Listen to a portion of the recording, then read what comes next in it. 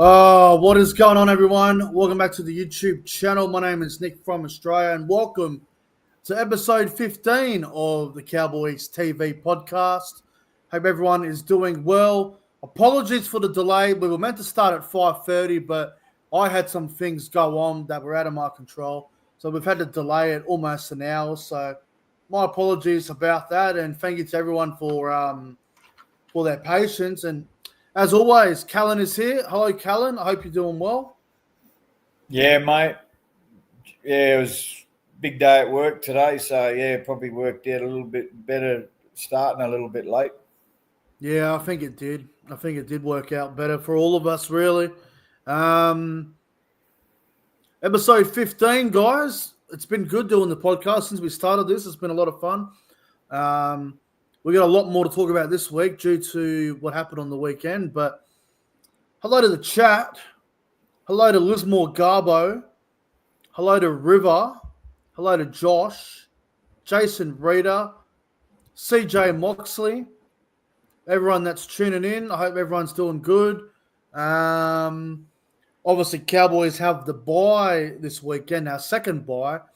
And then we don't have a bye again until round 27, which is the last round of the year. I don't know how they get the draw with it. You know, we have two buys in the space of like 6 weeks, or actually 5 weeks, really. And then our next bye isn't until the last round, which is quite insane. But we might as well get straight into the game. But quickly, if you guys are new, don't forget, like and subscribe to the channel. If you haven't checked out Callan's channel yet, make sure you do. The link to his channel is in the description box down below. So if you want to go watch Callan's channel, click on the description, click on the link, and it will take you right there. All right, let's get into it. So on the weekend, obviously, Cowboys, they went down to Manly, or actually they were in Townsville, but they lost to Manly. Cowboys lose to Manly 24-6. It was a rough night, Callan. I thought we were pretty ordinary. We could have won, and I think there was periods of the game where we could have easily won, but I just think we're all over the place on the weekend. What'd you make of the game? Yeah, it was being at the game. It was a pretty good atmosphere, but yeah, I thought we played terrible, to be honest. I was excited for Dearden and Purdue in the halves, but to me, I think we went backwards a step. So yeah, I was pretty upset, really, to be honest. Yeah, it was a poor performance. It really was. I thought we did pretty well to be leveled up at halftime at 6-6, but it was just a terrible game. Our attack was all over the place. Todd Payton and the coaching staff made a very bold decision in moving Purdue into the halves and Laidbutt into the centers and Clifford back to 18th man. Very big call to do that. And it could have been a success, or it could have been what we saw on the weekend. But, yeah, it was tough. We'll definitely get more into the Clifford thing in a little bit. But just your thoughts on the game. Like, obviously, it was disappointing to lose. But do you think Manly were that good? Like, do you think they outplayed us, or do you think it was more of our just dumb decisions at dumb times? Yeah, I don't think, to me, that was definitely a game for us to win. I think the record that we, the last couple of games we lost by 6 and we had a draw. Yeah. So we didn't, we've been doing something that we've continued to do, except for, I think even round 3 we scored more tries. But the whole year since then, we've showed that ability to score tries.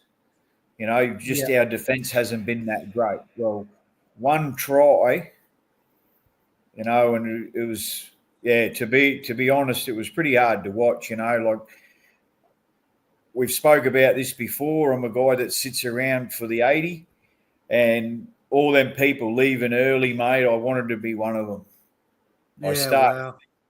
I stayed to the end, Yeah. but I tell you what, I wish I wish I was one of these guys that left early because it was painful. Well, I've told you my rule, and if you guys don't know, my rule is if I'm at a Cowboys game, I will be there till the end, no matter what. If it's 40-6, if it's 32-4, if it's 44-10. But my rule is if we concede 50, that's my cue to leave. We concede 50, I'm walking out the gate. That's it. But um no, I'm with you. Look, obviously Manly did what they had to do and they ended up getting the job done. So credit to them. But I feel like we lost the game more than they won the game. And I'm not trying to take anything away from Manly because they defended quite well. But to be fair, we had a brand new halves combination and it just wasn't in sync. There was no the combination obviously didn't gel, and what happened. Yeah, well, what disappointed me the most was, like I said, we've shown the ability to score points. Yeah, Try something. I said in the last podcast I was disappointed for Clifford. I was excited for Purdue, but Peyton. I don't know because I couldn't understand the way he sort of. It was like a politician's answer. Purdue's the future. Does that mean there's been a few different rumours there? Clifford's probably not going to play again. Purdue's going to be there in that spot. I really couldn't understand the answer. yeah. Because you don't know what's going to happen week to week. And then Clifford didn't even get to play for the Pride on the weekend. So I feel like I feel like he's really hardly done by. And, like I said, we draw and we lose by 6 or lose by 6 and draw. And then like when something you try doesn't work, no, we're going to try it again. That's the definition of insanity. When something doesn't work and you keep trying and trying to do the same thing over and over again, mate, that's the definition of insanity.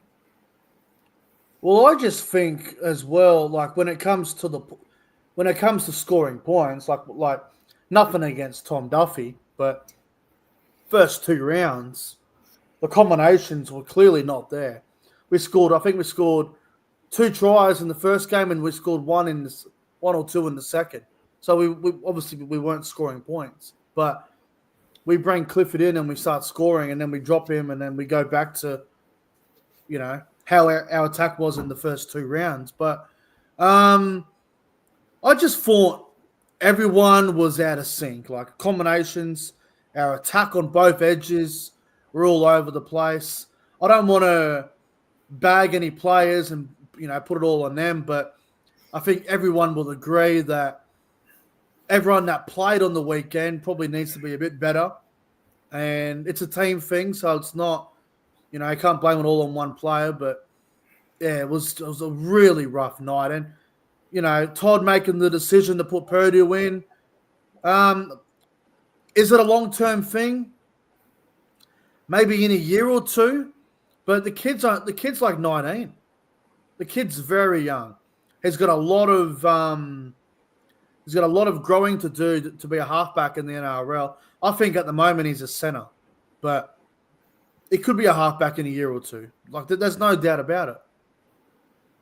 Well, and no, I don't want to put shit on Labor, but Purdue's a better centre than Labor. And You reckon? Clifford's well, That's I don't close. know if it was just that Dearden and that combination was what makes Labor and Clifford being at 7 because Purdue always looks dangerous. You Well, know, the thing when with you give Labour him, is, eh?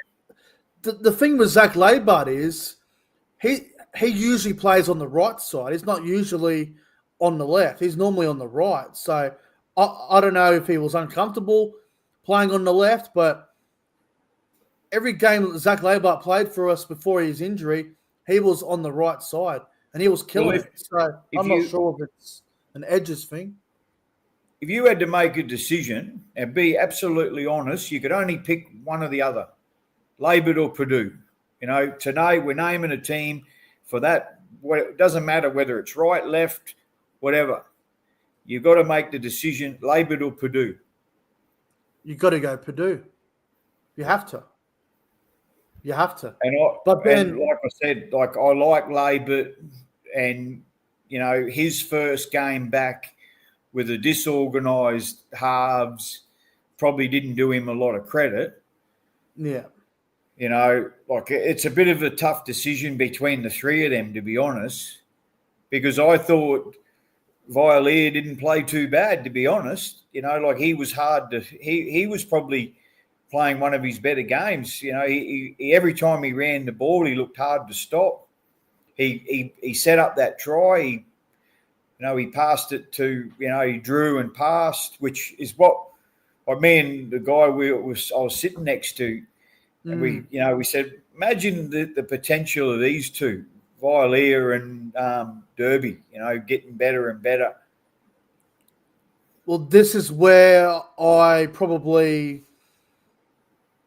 disagree because I've been defending Vialier every single week, and I thought he was disappointing on the weekend. I don't think he had a great game. Defensively, we're just conceding too many tries on that edge. Look, it's tough to drop a bloke after one bad game, but I want to see 1 week where we have Purdue at left center, Laibart on the right, Clifford at halfback, just to see what it's like. Give Vialier a rest. I'm not saying drop him and put him in reserve grade for the next 3 or 4 games, but I want to see one game, Laibart left, Purdue left, Laibart right, Clifford halfback, and with the full strength team, and just see how it all goes. Yeah, I'll stick by what I just said. Yeah, because yeah. again, we haven't been. Yes, we've leaked points, Yeah, and that's that whole edge. To me, when we dropped Nanai, I said you can't just drop one bloke. Yeah. And it didn't fix the week after without him. Yes, No, Nanai's improved, and yes, you could pat yourself on the back and go, yeah, that's all because I dropped him. The team has been playing better. Like you can't say Nanai came back coming off the bench, made all the difference. The whole team started playing better football. That's why we won games. And well, Nanai, go. I think with Jeremiah Nanai, when he got dropped and he came back in the team and now he's starting again, he has improved so much. He's probably a top 5 back rower at the moment, and that's why he's in the Queensland side, because his form has been unbelievable. And I know people will bag Todd, and obviously we will question decisions that we may agree or disagree with what he does, but I think the Jeremiah Nanai one was an absolute work of genius, to be honest. So are you telling me that there was no way that he was going to improve without being dropped? I think if you had to ask me at round 5, round 6, after he'd come back off the bench for a few games, if you had told me he would have been in the Origin team, I would have said no way. But because we won 4 games in a row, and his form really, really kicked on, I think that's why he's back in the Origin side, because before we went over to Perth, I was really unsure if he was ever going to play Origin. I backed him the whole way, mate. If I was picking my Origin side, even when he got dropped, mate, I know how good the bloke is. Oh, yeah. And like I say, mate, to me, he's a scapegoat, mate. Yeah. Yeah, he was for that. We read the stats. Yes, he didn't run many meters, but that wasn't the argument. The argument was his defence. No, what did he miss? I think he missed 3 fucking tackles or something. You can't say that those. How many points got scored against us? A ridiculous amount. Well, I've got to say, ever since Nanai came back, his defence has significantly improved, which is good to see. He's gotten more confident too. But he is that kind of player, man. Yeah. I wouldn't say that he's a great player because he got dropped. What you couldn't get better out of him for, because, mate, everyone who has a bad game, they go home and have a look in the mirror and they're disappointed with them fucking selves, mate. Well, I remember when we flew over to Perth, I went over on the Thursday and I had about 3 hours to waste at Sydney Airport. I'm sitting there at the gate and I've got like 2 hours to kill. And I'm on my phone and because I was doing a weekly thing where I would update my State of Origin teams. And I'm looking at the team and I was like, does Nanai make the team? And before the Perth game, I wasn't exactly sure. And then obviously we won a couple more games and we flogged the Titans. And then I think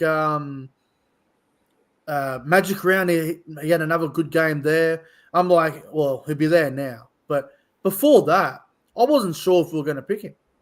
But his form at the moment is outstanding and he deserves to be there. But well, based on that, you probably wouldn't have picked Ponga either. No, well, he wasn't in my team. Well, I would have picked him because I know, if he plays like shit, yeah, I'm an idiot. But like Billy Slater, I think we've got the same mindset. When those blokes put this jersey on, mate, they play different football, and especially playing in a quality side. Well, the one selection that I don't agree with is putting Dearden at 14. I don't like that at all. I'm against that.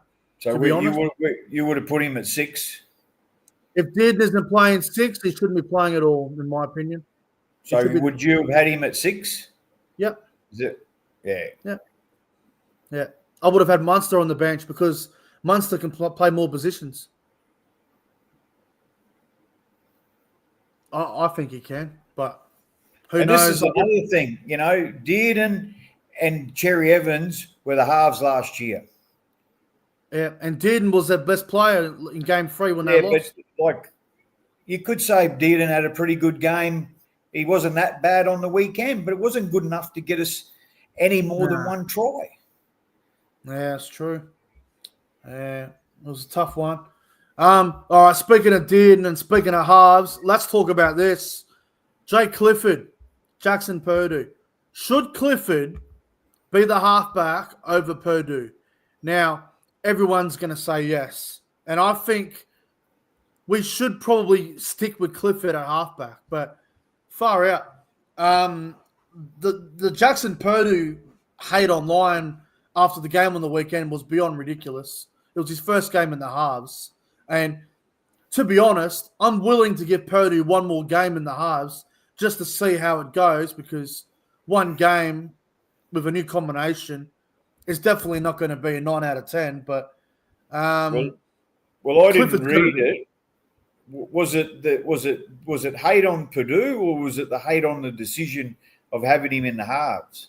Well, on Instagram, I saw a bit of hate on Purdue, and then on Facebook, I saw everyone was going off about Peyton, and everyone was going on about bring Clifford back, and yeah, but I'm one of them. I'm one of them. I don't hate Purdue. No, me neither. I love Purdue. I'm not happy with him. I'm not happy with him in the halves and Clifford out of the team. That's, there's no hate to Purdue. Yeah. Well, So obviously you would have Clifford at halfback, right? Fucking oath. And Purdue in the centres. Yeah. So who do you drop at centre? Vialia or Labour? Well, I'd be quite happy to leave the team the way it was when we were winning games. Yeah. You know, like everyone was like backing Peyton. Yeah. You know, like when we were calling on Labour, calling on different blokes to come in. Oh, you can't change your winning side. We narrowly lose in a draw, and we do this. Yeah, bit Like, bizarre. it fucking baffles my mind, man. I don't know. Fuck, you know, like I'd like to think I do know something, but I'm not good enough to be a coach. Callan, the next head coach of the Cowboys. You do a good job. I'll give you that. Oh, yeah. Look, I don't know. It's tough because, like I said, Purdue has only played one game in the halves with Tom Dearden, and it looks like that Todd's going to give him one more go in round 13 against the Tigers. So Clifford might be out of the team again, jersey 18 or in the reserves or something, but I know you disagree with that. I can't understand why this trial didn't take place In the preseason. During the next Origin when Dearden won't be available. Well, I had a look at the draw. So round 15, we play the Dolphins on a Saturday night in Townsville, where we will have our Origin stars out. And then we play round 18 against the Storm in Townsville on a Saturday night again, and we'll have our Origin stars out there. So we have 2 games coming up in the next 6 weeks where we will be without our Origin stars. So I'm assuming, I could be wrong, I'm assuming our halves are going to be Purdue and Clifford, or it's going to be Clifford, Duffy, and Purdue back to center. But I'm with you. I'm with you on that. Like, to me, like, I really think that we are going to struggle if like I said, I can't get a, because he hasn't said, you know, he said he's the future. Yeah. Unless I missed it, where he's come out and said Purdue will be number 6 for the rest of the year. I haven't heard that. I don't think I've anyone's heard a lot that. of different interpretations of people, like a guy at work saying, "Oh, I read this," and I said, "Yeah, we heard that too." But like, was that a Buzz Rothfield article that you read? Because yeah, so last week when we spoke about it on the podcast, Buzz was reporting that Clifford won't play another game this year, being reserve grade, which I find to be absolute bullshit, because if Clifford was going to be in reserve grade all year, why was he 18th man last week? And he would have played cup last week, but he was still in the squad, and he still could have played on the weekend if we had had 2 failed HIAs, but we didn't. So obviously he didn't get on the field, but 18th man, he was still in the squad. He was still a chance to play if someone had got injured. But I think that's bullshit. I think Clifford comes in if I'll tell you this. This is what I think. Because we got the bye this week. If we lose to the Tigers, round 13 at home, I have absolutely no doubt that we'll bring Clifford in round 14 when we play down there in Melbourne. I have no doubt. No doubt. If we lose to the Tigers, Clifford's coming back in for sure. I hope so. I'd be shocked. The read I'm getting on it, and like I said, it's very vague, but the read I'm getting on it is, you know, like he's willing to sacrifice our season for something that he believes will work in the future. If you really want Purdue to play in the halves with Tom Dearden on a weekly basis, do it next season. Do it next season. Do it in the goddamn preseason. Give them time to gel. Let them play a trial game together, and focus for that next year. But right now, we're sitting eighth on the ladder. We're in the top eight. We had a good thing going with Clifford. You gotta leave Clifford there. I think we've lost one game with him more year. I think that's right. I don't want to keep going on about it, but it's pretty pretty obvious. I'm not real happy about it. That's for sure. Yeah. Well, hopefully Clifford comes in. Like, hopefully he comes back to get him back in at halfback, get Purdue in the centers, and then if you want to give Laybutt a chance and give Vilea a rest because defensive decisions, then so be it. But it would be tough on Vilea. But again, Zach Laybutt probably offers more in attack than Vilea. Yeah. Yeah. And I wouldn't mind seeing Laybutt and Derby together because they played together for Papua New Guinea and they do know each other pretty well. Yeah, it's a hard one. It's a really good headache though. But speaking of it, we might as well discuss this now. So, just quickly, I want to say as well. So Murray Talangi won't be available, from what I understand, for round 13 due to a calf injury, and there's no update on Tamalolo. So me and Callan are going to give you our best 17 for the game against the Tigers. We're not going to include Talangi and Tamalolo due to injury, but you want me to go first, Callan, or do you want to go first? Yeah, you go, mate. All right, so my best 17 for the game against the Tigers coming up. So this is how I would play things out. I'd go Scott Drinkwater at fullback. I'd go Robert Derby on the right wing. I would have Zach Laybutt play left wing. I'd keep Vilea at right centre. Jackson Purdue to left centre. Dearden and Clifford in the halves. In the front row, I would go with Cohen Hess and Sam McIntyre. Robinson at hooker. In the back row, I would actually go with Bateman and Nanai. Cotter at 13. And my bench would be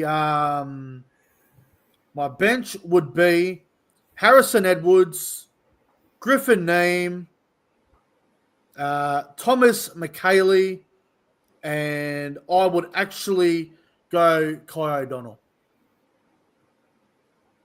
Yeah, I would probably pretty much the same, but I would bring Braden Burns in on the wing. Yeah, that's fair. That's fair. I also want to note as well that I would actually give McLean a rest. I watched him closely on the weekend, and I've been keeping an eye on McLean closely.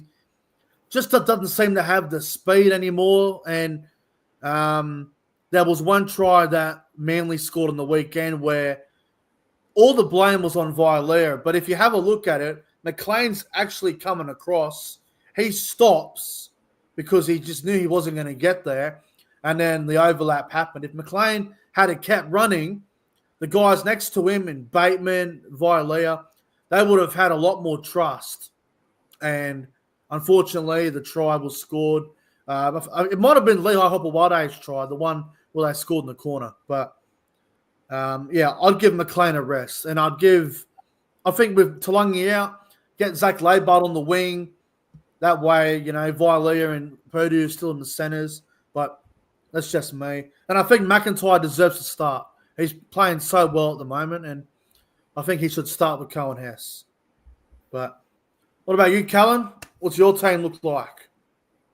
Yeah, like I said, I haven't got it written down, but the only player I'd change would be Braden Burns on the wing for Talangi.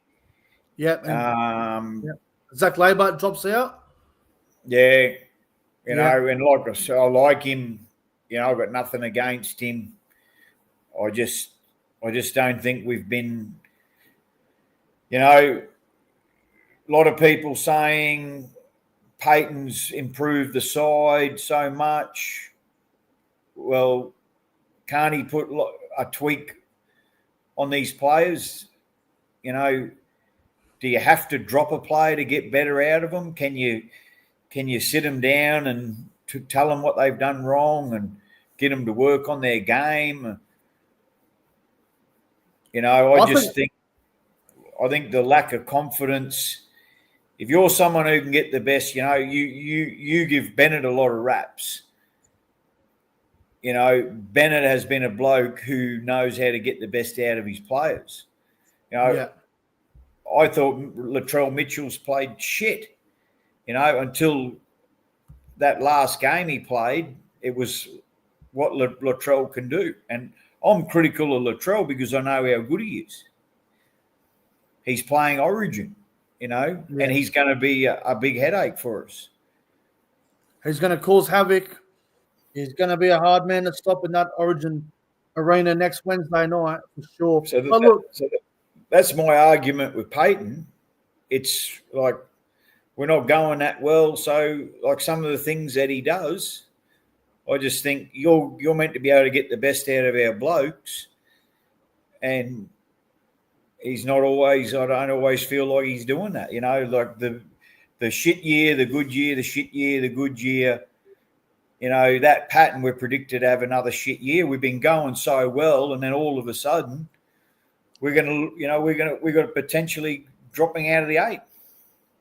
Well, I disagree with the Payton stuff because you look at who we lost at the end of the year last year. We lost so much experience, and we've gone with a lot of youth. And I think a lot of our players have improved a lot this year. Like you look at someone like a Sam McIntyre, he's come a long way this year. Guys like Harrison Edwards, guys like Cohen Hess coming back from injury. Even Murray Talangi's gone to a new level this year. And Scott Drinkwater's arguably a top 5 fullback at the moment because he's improved on his defense. Sure, there's probably a few guys that definitely need to improve for sure. But I think considering what we lost and what was expected of us this year, everyone thought we'd finish around 12, 11. A lot of people said we'd go backwards, but here we are. We're pretty much in the 8. We started the year 0-3. We were in the shitter at the start. We've come a long way. 4 wins in a row, and then obviously a close loss at Magic Round, and then the friggin' the draw game, and then for some reason we changed the friggin' halves on the weekend. But I think we're going pretty good. My argument isn't about all those players you just named. Vialier and Clifford. You know, if Payton is so good, why can't he get better out of these two? Why are we in the conversation about drop? Well, you know, he's dropped them, and Vialier has made bad decisions. Well, he has made bad decisions, but he's also made good ones during the games as well. Like the Penrith game, I think he let in 3 tries, but then he got one back where he scored one. But the one thing that I will say that I do agree with when it comes to the Todd Payton, you know, a lot of people want to bag him. The one thing that we haven't improved is our defense, and that's the one thing that we need to improve on. We do everything else brilliantly. We score points, no problem most of the time. But our biggest problem is our defense. We haven't had good defense since probably 2022. In 2023, when all we had to do was beat Penrith, and we would have made the semis. We got beat down there. Last year, we got in there. I think we come 5th last year. We had a good year. We snuck in. But again, defense was shit. This year, started bad, but we've come pretty good. Defense is still a problem. So until we get our defense right, we're not going to win the comp. No, well, that's right, and that's what my argument is. You know, yes, you know all those things you said. Yeah, great, but exactly, you know, we had the worst. I think out of the top 8, I I think I don't know where we sat, but defensively we were fucking terrible. Yeah, I think we're about 12th. Like, we weren't good. Defense was bad. And like you It was said, we had that one good year where we had really good goal line defense. 2022. Yeah. And this, since then, we've just, yes, we've outscored teams. That's what we Yeah. got going for us. But when we can't outscore teams, we get a score put on us. Like that year, Tigers put 60 on us, and they weren't playing that well that year, man. No, I remember that. That was bad. That was a bad game. That was a really bad game. So I don't like rubbishing him either, but I'm just talking facts. Yeah, no, fair enough. And I think as good as we are in scoring points, until our defense gets to a point where we're conceding maybe 12, 14 points a game, we're probably not going to win the comp. Like, we can score 30 points, but we might concede 34. That's the problem. And we've seen it the last few games. Warriors, we gave up 30 points, yet we lost 30-26. Yes, we put 50 on the Titans, but we gave up 18 points in the first half. There's been other games like that, so we gotta get our defense right if we're going to do anything this year, because it's good to score 26, 28 points, but if you concede in 30, it's hard.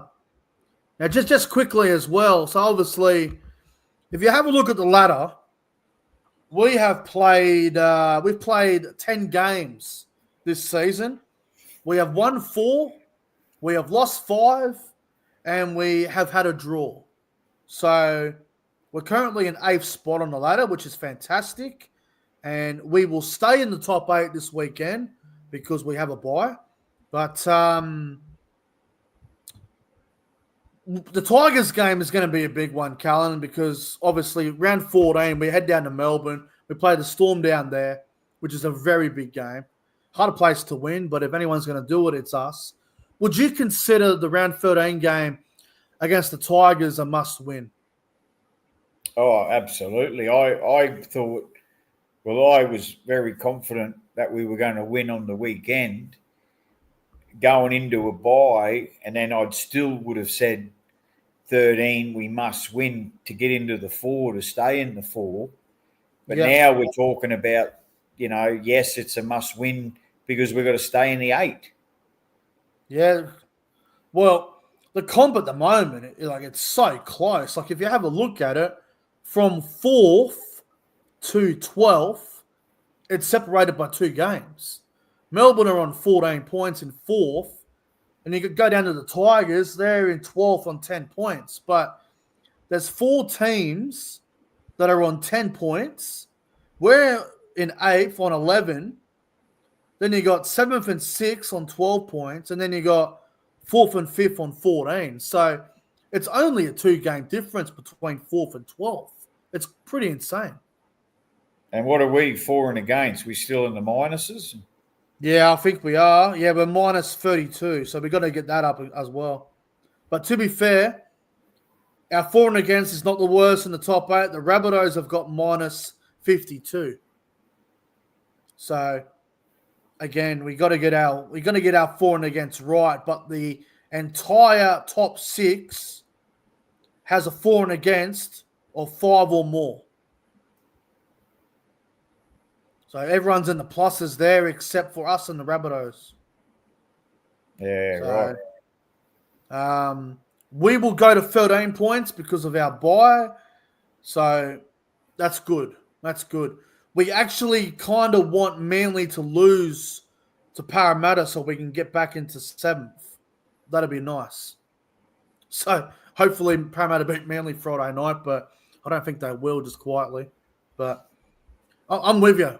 The Tigers game, it's a must win, because if we have to go down to Melbourne on the back of 2 losses and a draw, that's going to be tough. Going down to Melbourne's always tough anyway, but I would feel more confident going to Melbourne if we can get a win over the Tigers. That way we've got a bit of confidence and then we can obviously go down there with a good chance to win. Yeah, well, it's going to be hard. What can It's we going to be a big lose? game. Do we change the halves? If we win, do we stay with the halves? Well, it's like I was saying before. I think if we lose to the Tigers, I think Clifford's coming in round 14. I don't think the coaching staff will tolerate 2 losses with a new combination. They'll just go back to the old one, I reckon. Yeah, and But who knows? Tigers, we've had a very strange sort of battle with them. We've been flogged Yeah. by them. We flog them. Well, I hate the Tigers. I can't stand them. I haven't got over the 2005 grand final, and I probably never will get over it, to be completely honest. But it's going to be a big game, round 13, regardless. Looking forward to it. All right, let's get to the tips for round 12. So obviously this weekend, it's Origin affected round, so everyone's got their Origin stars out this weekend, and the first game is on tomorrow night. It is the Bulldogs playing the Dolphins down at Accor Stadium in Sydney. Who do you like in this one? Oh, it's hard not to tip the Bulldogs at home, especially that comeback from behind against the Roosters. I was that close to ringing you up, going, I think the Roosters are going to win this, and they bombed it. They bombed it all right. So you're going Dogs? Yeah, I'll go the Dogs. I'm going to go the Dolphins. I reckon they can cause an upset. Dogs have got a few out.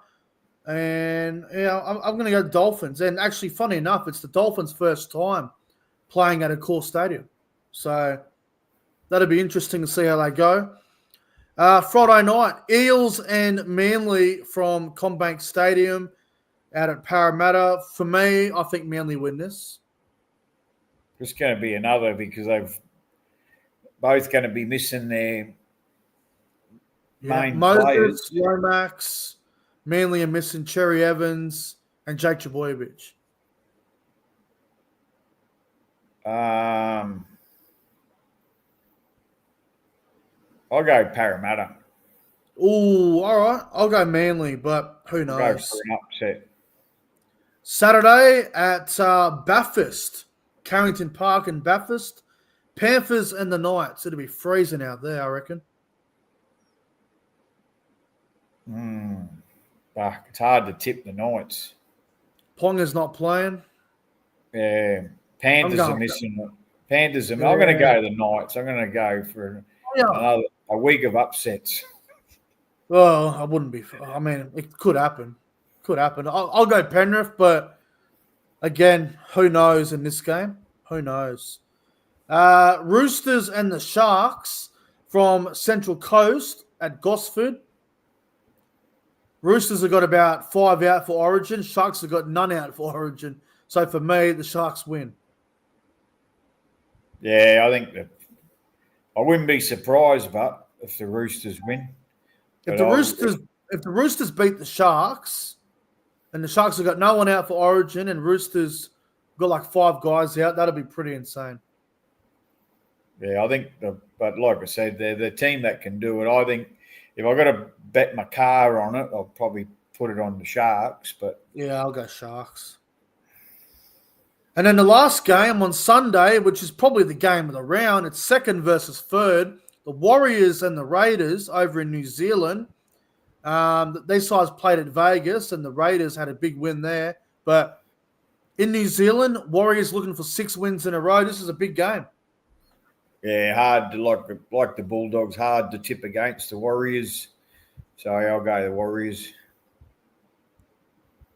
Yeah, it's hard to tip against the Warriors over there, especially in New Zealand, but I think it'll be a really close game. I'll go the Warriors in that one as well. All right. Have you got the blind rankings, Callan? Is it my turn, is it? I believe it is. I think I did it last week. I'll get it up on the screen here. I've got the right book here or what? I'll be right. I get the wrong fucking book here. Here we go. Here we go. My filing cabinet. Yeah. The behind the Here we go. scenes. Always prepared, mate. You always are, mate. I'm bloody proud of you. Yep. I got them. All right. Whenever you're ready, let's see how I go this week. Number 1, Kevin Campion. Oh, probably a bit before my time, but I'm aware of the name. I'll put him at 3 just to be safe. Yeah, done very well at a number of clubs. Broncos, Warriors, Cowboys. One of your favourites, number 2, Ty Williams. Oh. Okay, because he's a winger, I'll put him at 2. It might be a bit before your time too. He used to play for Manly as well, Denny Moore. Oh, Denny Moore. Look, I'll have to put him at 5 because he's before my time, so I'll have to put him at 5. Another one of your favourites, Matt Singh. Oh, I've got 1 and 4 left. You know what? I'll put him at 4. Who's number 1? One of my old favourites, Rod Jensen. Yeah, I'm okay with that. Rod Jensen was a very good player, especially the 2005 season when we made the grand final. He had a good year that year. So, all right, I'm okay with that. So, the number 5 was who? Number 5, who we have at 5? Matt Singh. We had Matt Singh at was Matt Singh at 5 or 4? No, Denny Moore was 5, I think. We had Denny Moore at 5, Matt Singh at 4, Kevin Campion at 3, 2 was Ty Williams, and 1 was Rod Jensen. All right. I probably would have had Matty Singh a lot higher than that, to be honest. Yeah, I probably would have had him. I think I would have had Singh and Williams at 1 and 2 if I could have swapped. He was very good at Queensland too, Matty Singh. Great player. Especially, in Origin, no doubt. Yeah. No doubt. All right, a couple of fan questions before we wrap things up here tonight. We've got 3 questions here that we'll get to quickly. We got one here from Kevin, and Kevin wants to know, he's asking, thoughts on Scotty Drinkwater so far this year, lads? Really good, to be honest. Probably one of our best players, Callum. Yeah, I'm a big Drinkwater fan. Had another shirt with his name on it that I got him to sign on the weekend. Had a couple of pictures of me and him together that I got him to sign. I don't know if he's better or what, but I always, he's always up the top there for me. Yeah.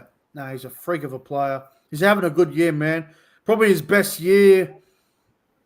Oh, last year he was good, and so was 2023, but even in 22 as well. But gee whiz, this year he's gotten better because of his defense. So yeah, he's putting his body on the line a lot more. That's what probably one of the biggest things that I'm proud of him for doing. 100%. Next question from funny enough, another guy named Callan. Callan wants to know, hey Nick and Callan, big fan of the show. Should we look at signing Lockie Galvin? Nah. Considering we've got 2 promising young halves already in Purdue, Duffy. We've got Clifford there still. Dearden's obviously the captain. Unless you were willing to give up Duffy and someone else, I don't know. Unless you do a trade package where you're like, all right, we'll give you Duffy, we'll give you Clifford for Galvin, maybe. But my biggest worry about signing Galvin would be he'd probably get homesick. So And he he wants a would be, lot of money too. yeah, he'd be worth about 800,000. Yeah, no, look, good player, but not at that price. Not at that No, price. he's from the wrong part of the country. Last question here from Tom, and I think, look, it's a tough question to ask, but he's asking, should Jordan McLean retire at the end of the season? I don't think so. How old is he? 34? How old's McLean? He must be in his mid-30s. Let me have a look. If he's 34, then he might retire because front rowers must be bloody sore at this age. How old is he? He's 33. I don't know if he will re-sign because, well, we've got a few young players to lock up and everything, but I can see McLean retiring, but if he goes another year, he goes another year. I guess we'll have to wait and see, right? Well, to me, he looks like a Peyton favourite. Yeah, he does. He does. I like him. Me and him, he always recognises me every time he sees me. He's He's a seen me in great fella. Perth. Yeah. He's always sort of, we've got a bit of a running joke about these snakeskin boots that I used to wear to the games. And it's a lovely bloke. I don't think he's that far off the pace, to be honest. And if we're so, I don't have a lot of faith in Peyton, to be honest. But for all you guys that do, sprinkle some magic dust on these guys that you've got doubts on. If he's that good, he should be able to, like Jimmy Tarmo, mate. He's sad to see him get injured when the year that we brought him back, and like he was playing good footy right up until he's still playing for the Blackhawks at the moment. Yeah, no, that's great. That's great. Shout out to James Tarmo, true Cowboys legend. All right, that's pretty much the fan questions. River in the chat just read one. He's like, will the Cowboys be in the grand final? Well, I hope so. Bloody hope so. I don't want to be a fucking whinging, sooky, negative prick, but I'll tell you what, Purdue and Dearden at the halves, we won't. That's my honest opinion. Go back to what was working, and I think we can. If I get to pick my team, we'd win. If Purdue and if Purdue and Dearden had a whole preseason together, and if they had 3 months of training together to be a halves pairing, then go for it. But mate, what's the fucking hurry? He's 19 years old, mate. Yeah, I know he's a kid. Okay, all you guys that think it's okay that he's there, that the amount of pressure that's put on this poor kid to all of a sudden he's been playing, he's a standout in our team every week, and now we want him to have all the pressure on him. You know what? So like I backed it. I backed the experiment. But all that pressure on this poor kid who's been playing good fucking football at the centre. Why do we want to do that to this poor kid? They were talking origin for Purdue 2 weeks ago. Because he's playing centre. Did he make the extended squad or? No. Because I've never seen I think, what do they name? 30 or something, don't they? Or? Nah, it's a 20-man squad. No, the extended squad. They always, every year, they name a bunch of blokes that aren't going to play. They've been doing it for years. They only named a 20-man one this year for the teams. They named the 1 to 17. They named the 18th man, and they had the 2 reserves in jersey 19 and 20. That's all they did for the State of Origin game 1. unless he must be doing it different, because there's always a bunch of blokes who are not a hope in hell of playing Origin, but they bring them into camp. Yeah, and look, with the Purdue thing, like doing it at round 11 after we've already had success with the combination with Clifford and Dearden, keep Clifford and Dearden together. And if they really, because Clifford's off contract at the end of the year, no one knows if he'll stay or go. But if they really want to do Purdue in the halves, give him 3 months of preseason training with Dearden, and then that way they've got a whole preseason together to work out combinations. I don't think doing it round 11 was the greatest idea in the world. It was an experiment, like you said. It didn't work. You just got to go back to what worked now, I think. Yeah. And like I said, like what we all wish and want, but at the end of the day, this poor kid is going to be, and like you said, he was considered for Origin playing at, what is he? What number is he? 3 or Left 4? center. Left center. I think he's number 3, I think.